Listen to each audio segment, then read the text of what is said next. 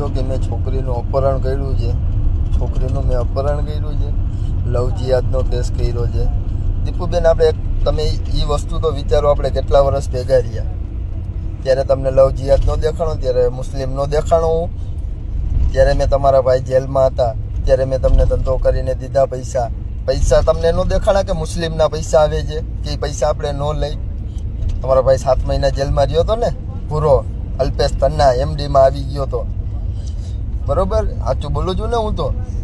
પછી રાજકોટનો મોટો દલાલ મોદીથી ઓળખાય છે, એના ભેગો પૂરો કામ કરતો. એની બેનને બધા એને રાંડુનો જ ધંધો કરે છે. હજી તમને પ્રૂફ જોતો હોય તો મોદીનો નંબર તમને હમણાં સ્ક્રીન ઉપર નાખી દઈશ, તમે તમારે જોઈ લેજો. જે તમારે મીડિયાવાળાને અફવા ફેલાવો. છોકરીને મેં ટચ પણ નથી કરી, નથી ખરોચ આવવા દીધી છોકરીને. છોકરી ફૂલ એમ ફૂલ સેફ છે, તમે એ ઉપાધિ ન કરતા.